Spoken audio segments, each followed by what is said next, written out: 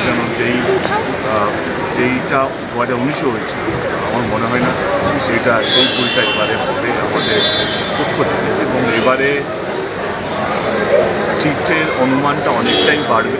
সব মাই চায় মেয়েকে রাজরানীর মতন সাজাতে, সাজিয়ে তুলতে চায় সোনার গয়নায়। ওরিয়েন্ট জুয়েলার্স, সোনা যা সর্বক্ষণে। এবং সেটা সময় এক কথা বলা যায়, দেব যদি রাজনীতিবিদ না হয়, একদিক দিয়ে রাজনীতিবিদ, একদিক দিয়ে আবার অভিনেতা। কোচবিহারে প্রচার করেছে 3টি আসনে ভোট সম্পন্ন, সেই 3টি আসন কাকে কাকে দিচ্ছে?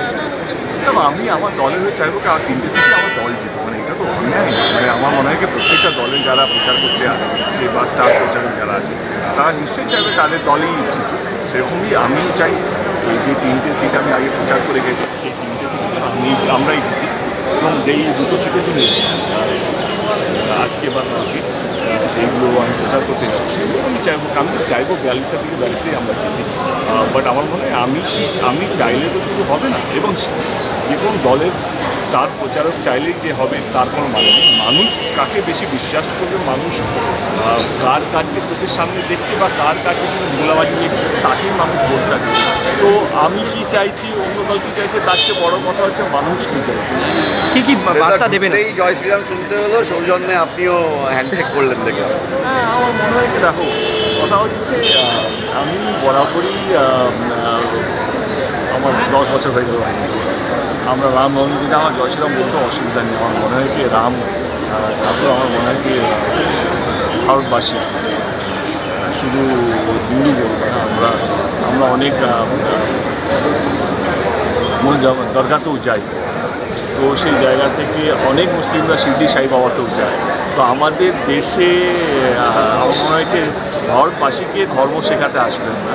এবং ঠিক আছে, কিছু কিছু উত্তেজিত হয় না কি কর্মীরা বিরোধী দলকে দেখলে, ঠিক আছে, একটু দেবকে দেখলে একটু স্লোগান হবে না, তাহলে কি দেব জানে কীভাবে পুরো ব্যাপারটা হ্যান্ডেল করতে হয়। আমার মনে হয় সব কিছু রাগ অভিমান দিয়ে হয় না, কিছু কিছু জিনিস ভালোবাসা দিয়ে হয়ে যায়, এবং যেটা দেখতেও যিনি করলেন উনি বিজেপি কর্মীও ছিলেন। উনি বিজেপি কর্মী না, উনি আমার ভারতবাসী। তার সবচেয়ে বড় পরিচয় হচ্ছে উনি ভারতবাসী, এবং আমরাই বিভাজন করে গেছি। আমরা হিন্দু, মুসলিম, টিএমসি, বিজেপি, গরিব, বড়লোক, এইভাবে মানে ওদেরও দোষ না, বড় বড় নেতারা এইভাবে বিভাজন করে রাখে। বাট আমি সেই বিভাজন বিশ্বাস করি না, সবই ভারতীয়। আমরা চাই যেই জিতুক না কেন ভারত দেশটা যেন উন্নতি করে। এই নির্বাচনটা হচ্ছে যে দেশকে এগিয়ে নিয়ে যাবে। তো আমার মনে হয় আমরা সবাই ভারতীয় প্রথমে, তারপরে কে বিজেপি কে টিএমসি সেটা পরে। না, কোথাও মনে হলো যে আসতেই শুরুতে দেব দেব স্লোগান ছাড়া জয় শ্রীরাম স্লোগান হবে, এইটা আরও বেশি ভালো হতো। এইটা যদি কন্টিনিউ হতো তাহলে খারাপটা লাগতো। দল আপনাকে কিছু বলবে না তো? আপনি জয় শ্রীরাম স্লোগানের পরে হাত মেলালেন, বলবে এই যে আপনি যে প্রবলেমটা হচ্ছে আপনার প্রশ্নটা ভুল করছেন। আমার কেমন লাগলো প্রশ্নটা এটা হওয়া উচিত। আচ্ছা, ব্যক্তিগতভাবে আমার ভীষণ ভালো লেগেছে। একটা লোক যে এতক্ষণ থেকে দাঁড়িয়েছিল, কিছু বলতে পারছিল, একটি সুযোগ পেলো জয় শ্রীরাম বলার, এবং সে আমাকে শুনিয়ে আমি হাত করলাম, তখন চুপও বসে গেল, একটা কথা বলছে, সামনে দাঁড়িয়ে আছে। এটাই তো ভালোবাসা। আমার মনে হয় সব কিছু যুদ্ধ উচ্চবাচ্য কথা বলে হয় না, চিৎকার করে হয় না, কখনো একটা সিম্পল ভালোবাসা, একটা সিম্পল হাগেই হয়ে যায়। সেটা সবচেয়ে বড় প্রমাণ, তোমাদের সামনের প্রমাণ। মানে এটা তো আমার সাজানো না, বা উনিও জানতেন না আমি বেরোবো কি বেরোবো না। উনি নিজের দলের কোনো কর্মীর জন্য বা নেতার জন্য বের করছেন। আমরা এটাই সবচেয়ে বড় উদাহরণ, এটাই সবচেয়ে বড় এক্সাম্পল। দেবদা, আপনার ঘাটাল সিট কতটা কনফিডেন্স? আপনি ফাইট বা নেক টু নেক বলা হচ্ছে। জীবনের কোনো জিনিস কনফিডেন্স হয় না, কোনো জিনিস শিওর হয় না। ঘাটালে এখন নির্বাচন এখনও 1 মাস বাকি। সব পক্ষে জীবন দিয়ে চেষ্টা করছে মানুষকে তার দলের প্রতি বিশ্বাস করানো, এবং আমিও করছি।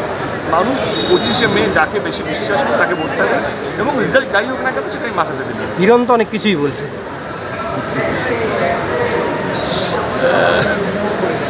বলুক, তাতে আমার লাভ হচ্ছে।